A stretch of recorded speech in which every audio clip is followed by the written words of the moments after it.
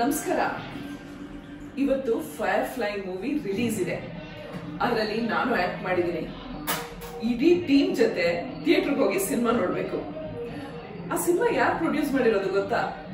ನಮ್ಮ ಶಿವಣ್ಣನ ಮಗಳು ನಿವೇದಿತಾ ಅವರ ಫಸ್ಟ್ ಪ್ರೊಡಕ್ಷನ್.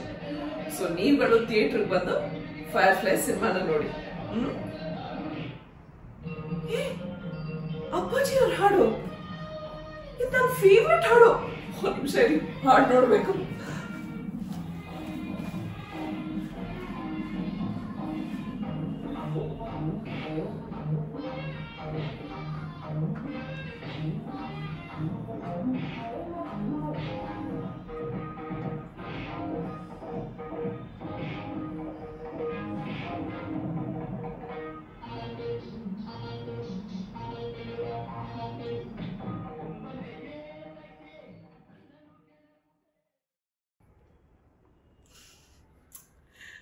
ಎಷ್ಟು ಒಳ್ಳೆ ಹಾಡಲ್ವ, ಬೊಂಬಾಟ್ ಹಾಡಪ್ಪ.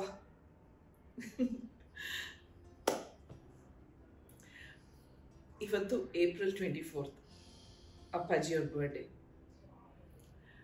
ಹ್ಯಾಪಿ ಬರ್ಡೇ ಅಪ್ಪಾಜಿ, ಬ್ಲೆಸ್ ಮೀ. ನಮ್ಮಲ್ಲಿ ನಾವೆಲ್ಲರೂ ದೊಡ್ಡ ಮೂವಿ ಬಫ್ಸ್. ಪ್ರತಿ ವಾರ ಒಂದೊಂದು ಸಿನಿಮಾಗೆ ಹೋಗ್ತಾ ಇದ್ವಿ. ಅದು ಯಾವುದೇ ಭಾಷೆ ಸಿನಿಮಾ ಆಗಿರಲಿ ಅಂತೂ ಹೋಗಿ ಸಿನಿಮಾ ನೋಡ್ತಾ ಇದ್ವಿ. ಒಂದು ಸಿನಿಮಾನೂ ಬಿಡ್ತಾ ಇರಲಿಲ್ಲ. ಆ್ಯಂಡ್ ಎಸ್ಪೆಷಲಿ ಅಪ್ಪಾಜಿ ಸಿನಿಮಾ ಅಂದರೆ ಮಿಸ್ಸೇ ಮಾಡ್ತಾ ಇರಲಿಲ್ಲ. ಇಡೀ ಫ್ಯಾಮಿಲಿ ಎಲ್ಲರೂ ಒಟ್ಟಿಗೆ ಹೋಗಿ ಸಿನಿಮಾ ನೋಡ್ತಾ ಇದ್ವಿ. ಆ್ಯಂಡ್ ನನಗಂತೂ ಅಪ್ಪಾಜಿ ಅಂದರೆ ಹುಚ್ಚು, ಆ ಥರ ಕ್ರೇಜು.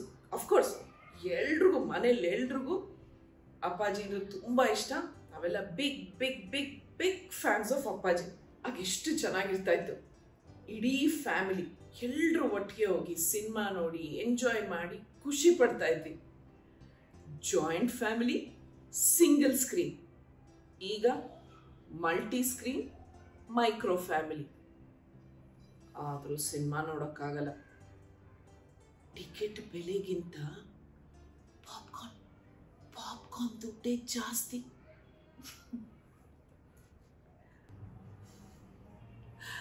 ಈ ಹಾಡಿಗೂ ನನಗೂ ಒಂದು ಸ್ಪೆಷಲ್ ಕನೆಕ್ಷನ್ ಇದೆ.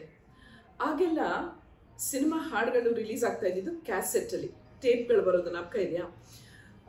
ಸೊ ಕ್ಯಾಸೆಟ್ ಕೇಳಿದಾಗ ಈ ಹಾಡು ಕೇಳ್ಬಿಟ್ಟು ಸಖತ್ ಎಕ್ಸೈಟ್ಮೆಂಟು, ಇದೇನಪ್ಪ ಸಿಕ್ಕಾಬಿಡೆ ಡಿಫ್ರೆಂಟ್ ಆಗಿದೆ ಈ ಹಾಡು ಅಂತ.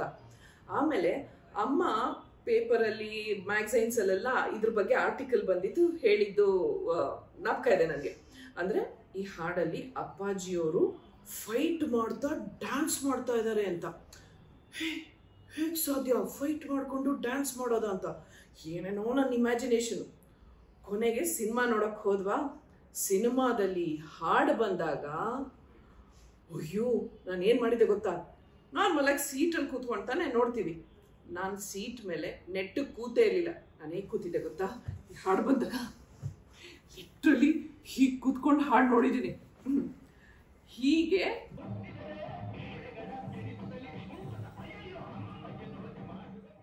ಹಾಡು ನೋಡ್ತಾ ಅಪ್ಪಾಜಿಯಲ್ಲಿ ಫೈಟ್ ಮಾಡ್ತಾ ಡ್ಯಾನ್ಸ್ ಮಾಡೋದಿಲ್ಲಿ ನಾನು ತೋರಿಸಿದ್ನಲ್ಲ, ಹಾಗೆ ಕೂತ್ಕೊಂಡು ಇಲ್ಲಿ ನಾನು ಡ್ಯಾನ್ಸು ಫೈಟು ಎರಡೂ ಮಾಡ್ತಾ ಇದ್ದೆ. ಅಕ್ಕಪಕ್ಕ ಇದ್ದವ್ರು ಮೂತಿ ಮುಖಕ್ಕೆಲ್ಲ ಹೊಡೆದು ಅಷ್ಟು ಅವಾತ್ರ ಮಾಡಿಟ್ಬಿಟ್ಟಿದೆ. ನನ್ಗೆ ಈಗಲೂ ಜ್ಞಾಪಕ ಇದೆ, ಆ ಥರ ಮಾಡಿದ್ದೆ. ಆಮೇಲೆ ಇನ್ನೊಂದು ವಿಷಯ ಏನು ಅಂದರೆ, ನಾನು ನನ್ನ ಅಣ್ಣ ಮುರಳಿ ಅಪ್ಪಾಜಿ ಅವ್ರ ಸಿನಿಮಾ ನೋಡ್ಕೊಂಬಂದು ಅದರಲ್ಲಿ ಸೀನ್ಗಳಾಗಿರ್ಬೋದು ಅಥವಾ ಕೆಲವು ಸಾಂಗ್ಸ್ಗಳಾಗಿರ್ಬೋದು, ಸೀನ್ ಆದರೆ ಎನ್ಯಾಕ್ಟ್ ಮಾಡ್ತಾ ಇದ್ವಿ, ಸಾಂಗ್ ಆದರೆ ಅದಕ್ಕೆಲ್ಲ ಡ್ಯಾನ್ಸ್ ಮಾಡ್ತಾ ಇದ್ವಿ. ಸೊ ನಮ್ಮದು ಮೋಸ್ಟ್ ಪಾಪ್ಯುಲರ್ ಹಾಡು ಅಂದರೆ ನಾವಿಬ್ಬರು ಡ್ಯಾನ್ಸ್ ಮಾಡ್ತಾ ಇದ್ದಿದ್ದು ಸತ್ಯಭಾಮೆ ಸತ್ಯಭಾಮೆ ಕೋಪವೇಕೆ ನನ್ನಲ್ಲಿ. ಆ ಹಾಡಿಗೆ ಯಾವಾಗಲೂ ಡ್ಯಾನ್ಸ್ ಮಾಡ್ತಾ ಇದ್ವಿ.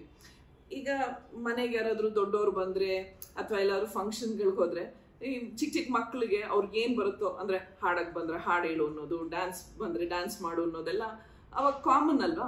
ಸೊ ನಾನು ನನ್ನ ಅಣ್ಣಂಗೆ ಪರ್ಮನೆಂಟ್ ಇದು, ಯಾರಾದರೂ ಮನೆಗೆ ಬರಲಿ ಅಥವಾ ನಾವೆಲ್ಲಾದರೂ ಫಂಕ್ಷನಲ್ಲಿ ಹೋಗಿ ಅದು ಮಾಡಿ ಆ ಸಾಂಗ್ ಡ್ಯಾನ್ಸ್ ಮಾಡಿ ಅಂತ.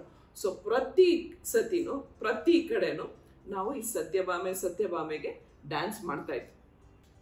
ನಾನು ಅಪ್ಪಾಜಿನ ಮೊದಲನೇ ಸತಿ ನೇರವಾಗಿ ನೋಡಿದ್ದು ಮದ್ರಾಸ್ ಅಂದರೆ ಚೆನ್ನೈನಲ್ಲಿ. ನಮ್ಮ ಮಾವ ಚಿ ಉದಯ್ ಶಂಕರ್ ಅವರ ತಂದೆ ಚಿ ಸದಾಶಿವಯ್ಯ ಅಂದರೆ ನನಗೆ ತಾತ ಆಗಬೇಕು, ಅವ್ರ ಮನೆ ಫಂಕ್ಷನಲ್ಲಿ.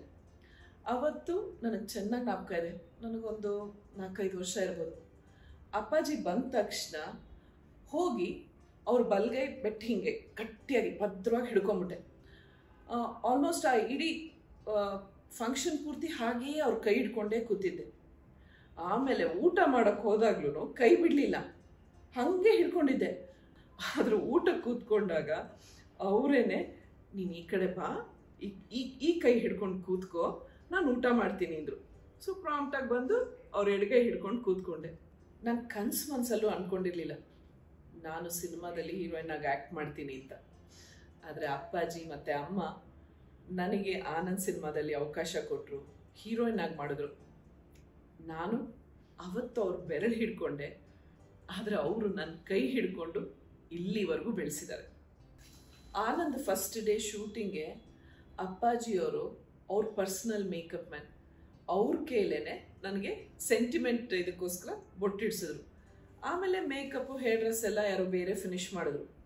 ಅದೆಲ್ಲ ಆಗಿ ರೆಡಿ ಆದಮೇಲೆ ಹೋದೆ. ಅಪ್ಪಾಜಿ ಮತ್ತು ಪಾರ್ವತಮ್ಮನವರಿದ್ರು, ನಾನು ರೆಡಿ ಅಂತ ಅಂದ್ಬಿಟ್ಟು ತೋರ್ಸಕ್ಕೆ ಹೋದಾಗ, ಅಯ್ಯೋ ಯಾರು ಇಷ್ಟೊಂದು ಹೀಗೆಲ್ಲ ಐ ಮೇಕಪ್ಪು ಹೇರ್ ಡ್ರೆಸ್ಸು ಎಲ್ಲ ಏನೇನೋ ಮಾಡಿಬಿಟ್ಟಿದ್ದಾರೆ ನಿನಗೆ ಅಂತ ಅಂದ್ಬಿಟ್ಟು ಅವ್ರುಗಳನ್ನ ಕರೆದು, ನನಗಿನ್ನೂ ಚೆನ್ನಾಗಿ ಜ್ಞಾಪಕ ಇದೆ. ಆ ಒಂದೊಂದು ಕ್ಷಣನೂ ಈಗ ನಡೆದಂಗಿದೆ, ನನಗೆ ಕಣ್ಣಿಗೆ ಕಟ್ಟದಾಗಿದೆ. ಚಾಮುಂಡೇಶ್ವರಿನಲ್ಲಿ ಫ್ಲೋರ್ ನಂಬರ್ 3 ಅದ್ರ ಹೊರಗಡೆ ನಾನು ಹೋಗ್ತಾ ಇದ್ದೆ ಸೆಟ್ ಒಳಗೆ ಅವ್ರಿಗೆ ತೋರಿಸೋದಕ್ಕೆ ಅಂತ. ಅವರಿಬ್ರು ಆಚೆ ಬಂದರು. ಅಲ್ಲೇ ಆಚೆ ನಿಂತ್ಕೊಂಡು ನೋಡಿಬಿಟ್ಟು ನನಗೆ ಹಿಂಗೆ ನನ್ನ ಮುಖ ಹೆಂಗೆ ಇಟ್ಕೊಂಡು, ಅಯ್ಯೋ ಈ ಮಗುಗೆ ಯಾಕೆ ಇಷ್ಟೊಂದೆಲ್ಲ ಹೀಗೆ ಮೇಕಪ್ ಮಾಡಿದ್ದೀರಾ, ಅವಳು ಹಾಗೆ ಚೆನ್ನಾಗಿದ್ದಾಳೆ, ಇದೆಲ್ಲ ತೆಗೆದುಬಿಡಿ ಅಂತ ಅಂದ್ಬಿಟ್ಟು, ಈ ಥರ ಎಲ್ಲ ಹೇರ್ ಡ್ರೆಸ್ ಎಲ್ಲ ಏನೇನೋ ಮಾಡಿಸ್ಬೇಡಿ, ಹೀಗೆಲ್ಲ ಅವಳು ಹೇಗೆ ನ್ಯಾಚುರಲ್ ಆಗಿರ್ತಾಳೋ ಹಾಗೆ ಚೆನ್ನಾಗಿರ್ತಾಳೆ ಅಂತ ಅಂದ್ಬಿಟ್ಟು ಹೇಳಿದ್ದು ಇನ್ನು ಈಗ ಆಡ್ದಂಗಿದೆ ಆ ಮಾತೆಲ್ಲ. ನಿಮಗೆ ಇನ್ನೊಂದು ಇನ್ಸಿಡೆಂಟ್ ಹೇಳಲೇಬೇಕು. ಶಿವಣ್ಣನ ಮದುವೆ ದಿನ ಅಲ್ಲಿ ಯಾವ ರೀತಿ ಜಂಗುಳಿ ಅಂದರೆ ಅಲ್ಲಿ ಊಟ ಮಾಡೋಕ್ಕೆ ಆಗಲಿಲ್ಲ. ಬರೀ ನಮಗೆ ಮಾತ್ರ ಅಲ್ಲ, ಅಪ್ಪಾಜಿಗೂ ಆಗಲಿಲ್ಲ. ಆಗ ಅಪ್ಪಾಜಿ ಏನು ಮಾಡಿದ್ರು ಅಂದರೆ, ನಮ್ಮಮ್ಮನ ಎಲ್ಲ ಕರ್ಕೊಂಡು ಅವ್ರ ಕಾರಲ್ಲೇ ಎಲ್ಲ ನಾವೆಲ್ಲರೂ ಜನಾರ್ದನ್ ಹೋಟೆಲಿಗೆ ಬಂದು, ಜನಾರ್ದನ್ ಹೋಟ್ಲಿಗೆ ಬಂದು ನಾವೆಲ್ಲರೂ ಅಲ್ಲಿ ಒಟ್ಟಿಗೆ ಕೂತ್ಕೊಂಡು, ಅಂದರೆ ಅಪ್ಪಾಜಿ ಜೊತೆ ಕೂತ್ಕೊಂಡು ಅವ್ರ ಮಗನ ಮದುವೆ ಊಟನ ನಾವು ಅಲ್ಲಿ ಮಾಡಿದ್ವಿ. ಅಪ್ಪಾಜಿ ಮತ್ತು ಪಾರ್ವತಮ್ಮನವ್ರ ಮನೆ ನನಗೆ 2ನೇ ತವ್ರ ಮನೆ ಇದ್ದ ಹಾಗೆ. ಈ ಥರ ಅಪ್ಪಾಜಿ ಜೊತೆ ಕಳೆದ ಕ್ಷಣಗಳು, ಕಳೆದ ಇನ್ಸಿಡೆಂಟ್ಗಳು ತುಂಬಾ ಇದೆ. ನಾನು ದಿನ ಅಪ್ಪಾಜಿ ನೆನೆಸ್ಕೊಳ್ಳೋದು ಅವರ ಸಿಂಪ್ಲಿಸಿಟಿ, ಅವರು ಕೇರಿಂಗ್ ನೇಚರು, ಅವ್ರಿಗೆ ಭಾಷೆ ಮೇಲೆ ಇದ್ದಂಥ ಹಿಡಿತ, ಅವ್ರ ಆ್ಯಕ್ಟಿಂಗು.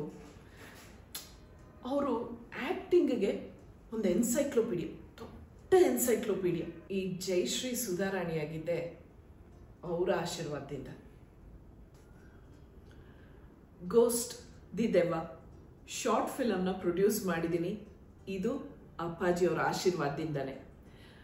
ಮೊದಲನೇ ಸಲ ಶೆಫೀಲ್ಡ್ UK ಇದು ಮೇ 3ನೇ ತಾರೀಕು ಪ್ರೀಮಿಯರ್ ಆಗ್ತಾ ಇದೆ. This is journey of life positively with smile and love.